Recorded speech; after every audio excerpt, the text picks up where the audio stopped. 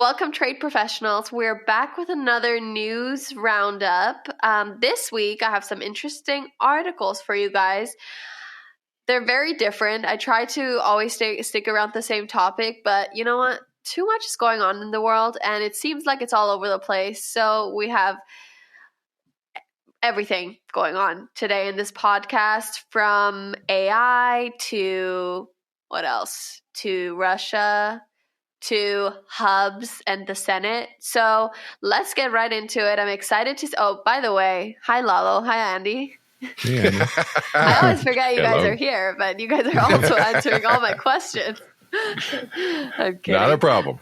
Okay, well, actually, I should be very thankful to be on this podcast. But let's get right into it, into the first article, which is touching on something that we talked about 2 weeks ago, which was the hub, the poor worker problems. And, you know, both of you guys had a huge stand on this. Lalo had was very eager on his position. So today we have the Senate actually making a point, and so they're making kind of a proposition, which I'm interested to hear from you guys. This legislation, sponsored by Idaho Republican Senator Jim Risch, would amend the National Labor Relations Act and the Labor Management Relations Act of 1947 to deter slowdowns and prohibit labor organizations from blocking the modernization of ports. So what is your stance on this legislation? Is it good or bad? Is it going to progress this whole thing? Let's hear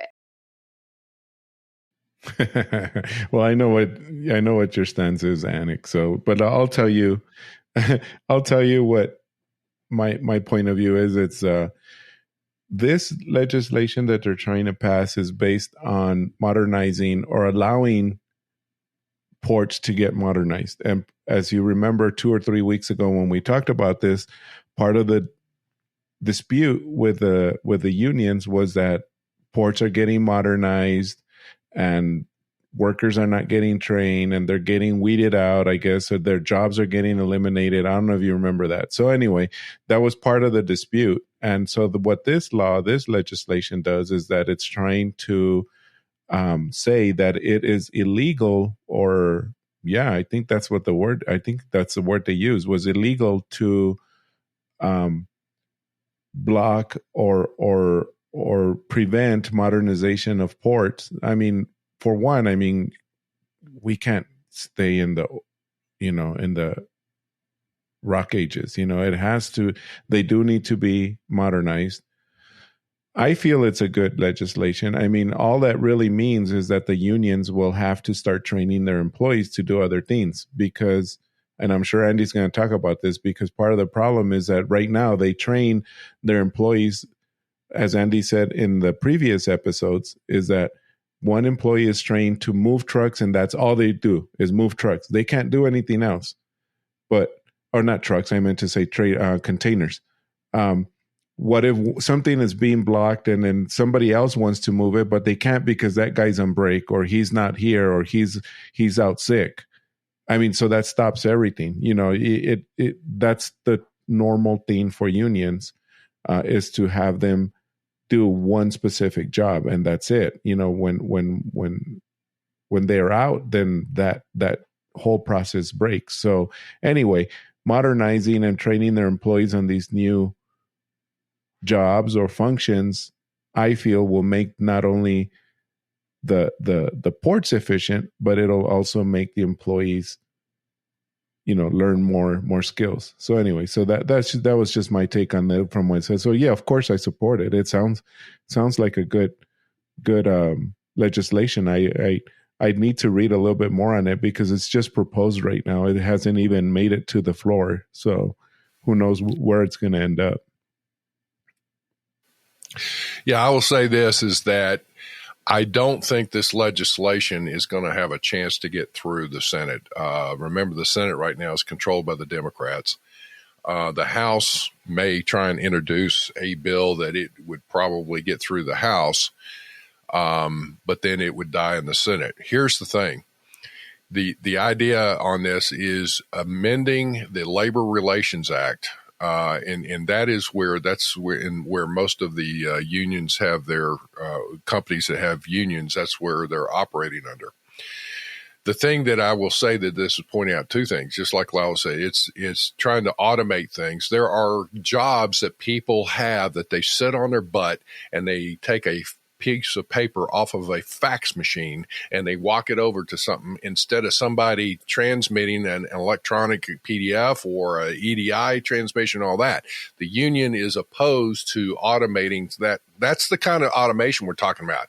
We're also talking about the scenario of coming up with new and adding new technology to help improve productivity. Again, the unions have traditionally been opposed to that.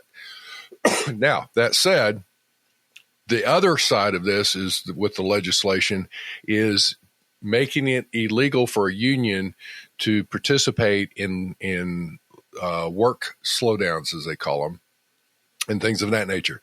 Here's where my bone of contention is if you recall, the unions that are operating in the ports on the West Coast, they have collaborated together to cover every single West Coast port all the way up from Southern California all the way up into Vancouver, Canada.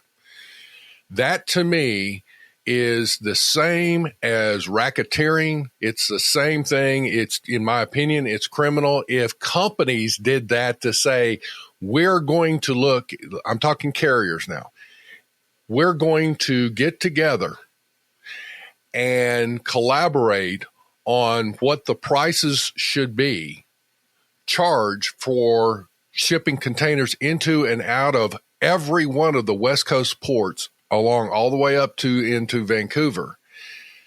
There are laws against that you can't do that. All right. And yet the union seems to be operating in that same vein, and yet nothing's happening to them. So does this need to be addressed? Yes. This has been proposed before, these types of legislation, and it usually gets shot down. So the only other thing about this is if you are a listener that is in a California port, if you are in any blue state and you are negatively affected by this West Coast manipulation by the unions, all they're trying to do, I get it. They're trying to get together and work on getting better wages and things of that nature. I understand it. There's other issues in that. I'm not trying to negotiate the labor rates here. What I am trying to say is it is, in my opinion, completely illegal and unacceptable for a union to collaborate in every single port. You can't tell me every one of those ports is bad, but yet they're pulling them together to try and deal with that. So from that standpoint, people that are listening, you better reach out to your representatives and make your voice known to say, hey, this legislation's coming through, needs to be looked at because it needs to be fair for employers, for the rest of the country, and look at it that way. We'll just have to watch it. I just unfortunately don't think that this legislation is going to be able to make it. Attention all trade geeks. The G-Tech conference is coming to Oklahoma City and you won't want to miss it. Mark your calendars for July 30th through August 1st and join us for a jam-packed event with expert-less sessions and networking opportunities. And guess what? The Simply Trade podcast will be recording live at the event.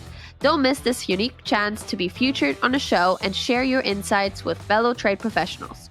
We'll see you in Oklahoma City, where trade compliance takes center stage. Go to www.ncbfaa.org and become part of the action. We'll come back to this the next couple of weeks. But for now, we're going to talk about AI, which is a huge topic. And you guys talk a lot about AI on your podcast or on the Simply Trade podcast, which I love because it's such an uprising thing. But let's talk about this controversial, again, we have lots of controversial topics on here. So the US weighs tougher restrictions on AI chip exports to China. So as I'm reading it, I understand that they're shipping this to China so the Chinese tech giants can, do more research on it, build greater things upon it, blah, blah, blah, which we kind of need those kind of people, is what they made it seem like. And I would think so, because the Chinese do some great stuff with AI and technology. So where does this leave us? I understand the problem with China, but does this weigh back the US from doing this? Well, no, this is a thing, Annik. This is not in an effort to diminish China's capability in using AI for the benefit of the U.S. China has already displayed that they are an aggressive competitor and on the world market, but also from a standpoint that the artificial intelligence chips, the U.S. has put out restrictions that the AI chips cannot go to China. Why? Because they don't want the Chinese to develop military weapons using AI. That's where the issue is. So it puts the U.S.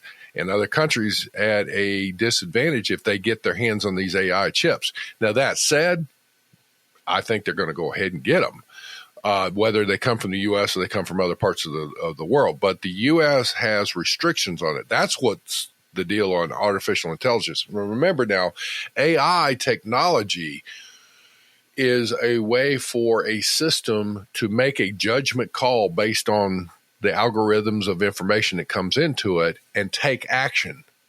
And as such, just as an example, let's just say that there has been property bought up by the Chinese around U.S. military bases. And the scenario there could be AI chips in weapons.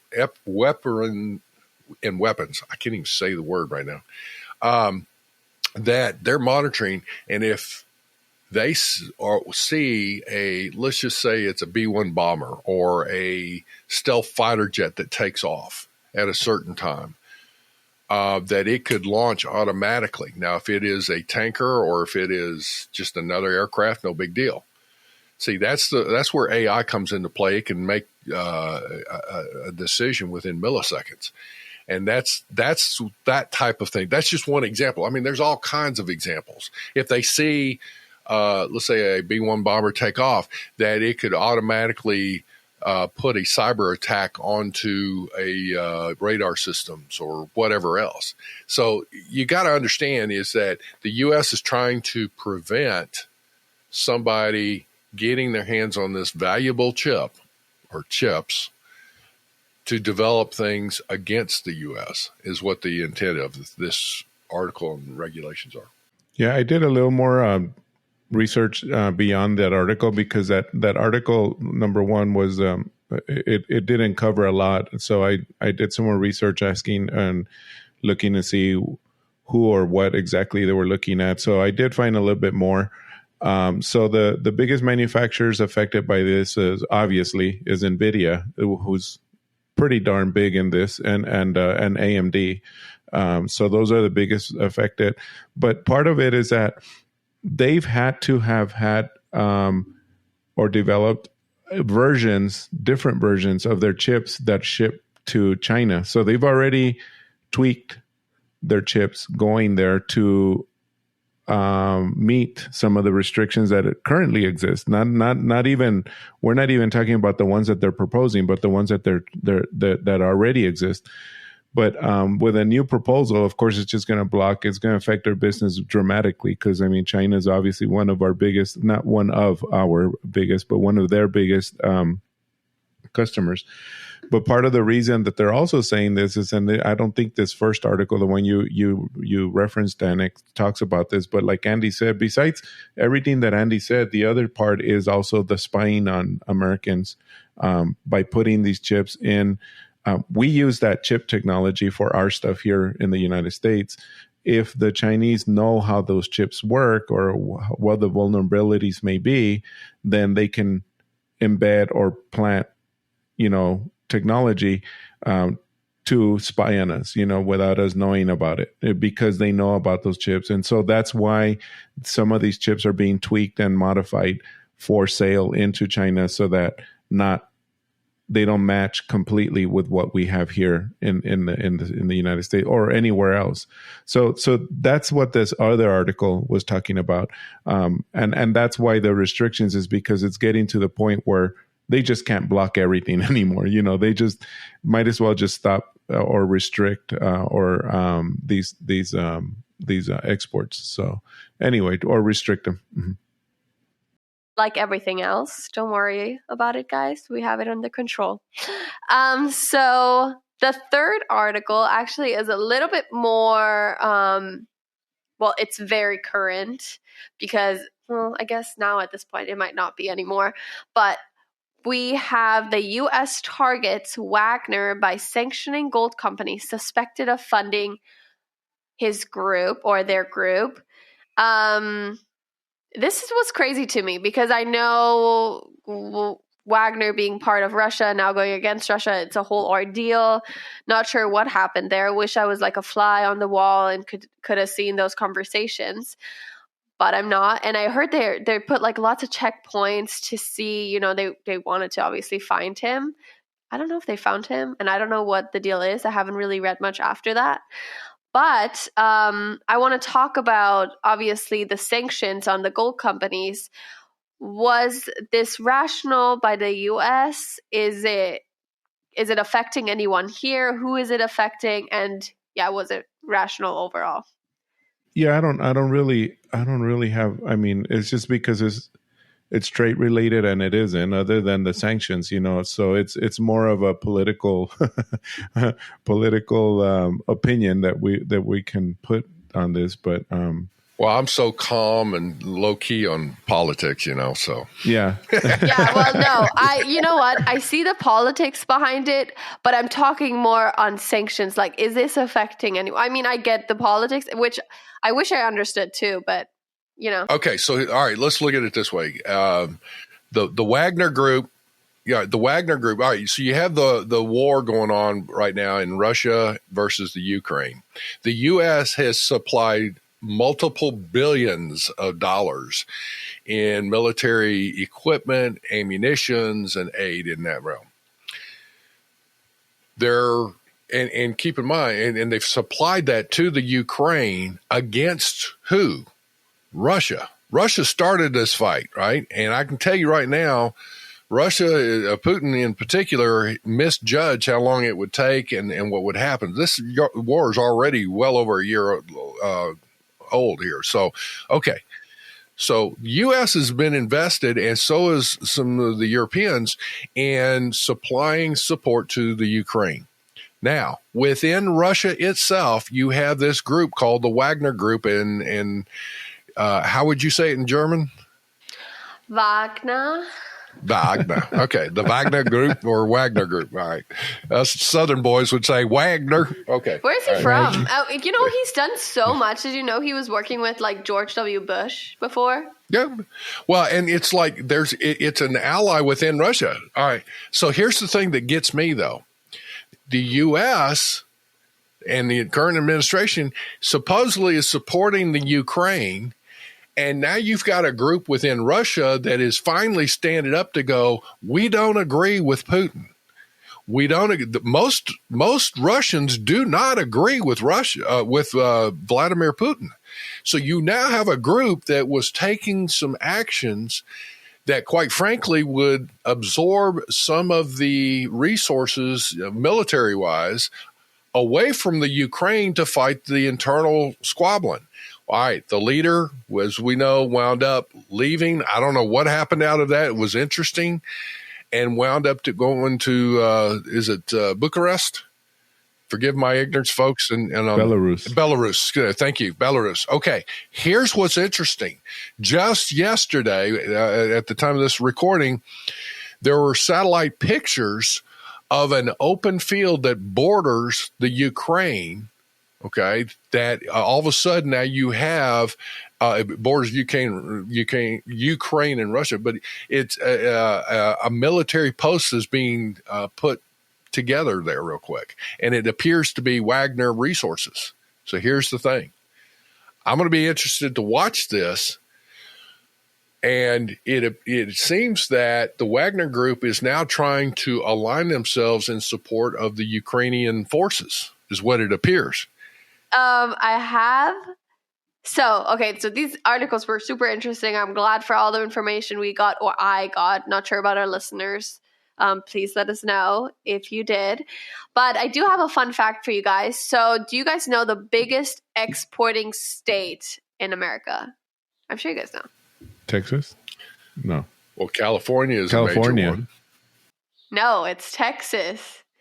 So it is Texas, and so Texas.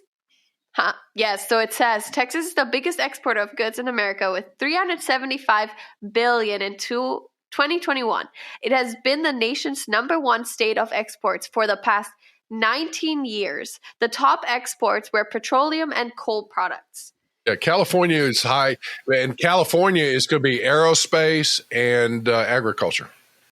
Yeah, I don't see that here, but it's almost half as Texas. It's like their exports are at 175 and Texas is at 375. I would have never thought that. Yeah, the border between U.S. and Mexico is bigger in Texas than it is in California too. And remember, Mexico and Canada are our biggest trading partners. So that would also explain why there's a lot going into. I mean, Laredo and Nuevo Laredo. That border crossing is. I don't know if this is true or not, but I think it's the largest port. Land port in the U.S. For exporting and importing. I don't know. I think it includes even the Canadian ports. I may be wrong, but from what I understand, I thought that was the biggest import-export. I'm going to tell you what, we need to get Ken Roberts back on and have him go through some of his recent stuff, because he's able to produce a lot of things as far as what's going on in some of these states. And it would be interesting to even look at it, maybe do a series with him. So, well, that was my interesting fact. Woo! Yay. I know, it took me a while to find it because there's not like a lot of interest. I mean, trade. I think our show makes trade interesting, but if you just and other things that I've researched in the past, I have found some interesting things about trade, but mainly you think about trade as not very interesting or exciting. But if you listen to us, it's exciting, I know. Anyways. There you go. Thank you Cause guys and effect. I know. Anyways, thank you guys so much for listening. I know Lalo and Andy are just so great and always great to talk to them, getting some new knowledge that I can talk about at dinner with my friends and have them very bored. But just kidding. I'm a jokester today, apparently. But again, like, subscribe, follow us. Let us know what you think. Let us know any topics that you want to hear about. And yeah, thank you, Lalo. Thank you, Andy. And see you next week. Bye. Or not, maybe. Thank you very much for joining us. Simply Trade is brought to you by the generous contributions of Global Training Center. You can follow the show and GTC on LinkedIn or Twitter and other social networks. Make sure you check out the show notes in the description for a full rundown of today's show with all the important links. Also, make sure that you share this with a friend and subscribe on your favorite streaming platform. We really like hearing from you.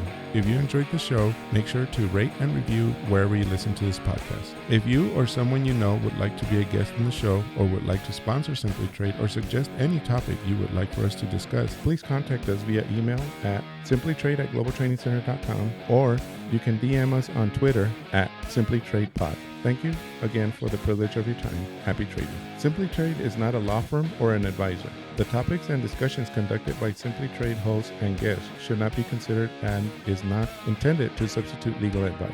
You should seek appropriate counsel for your own situations. These conversations and information are directed towards listeners in the United States for informational, educational, and entertainment purposes only and should not be substituted for legal advice. No listener or viewer of this podcast should act or refrain from acting on the basis of information on this podcast without first seeking legal advice from counsel. Information on this podcast may not be up to date depending on the time of publishing and the time of viewership. The content of this posting is provided as is. No representations are made that the content is error error-free. The views expressed in or through this podcast are those of the individual speakers, not those of their respective employers or Global Training Center as a whole. All liability with respect to actions taken or not taken based on the contents of this podcast are hereby expressly disclaimed.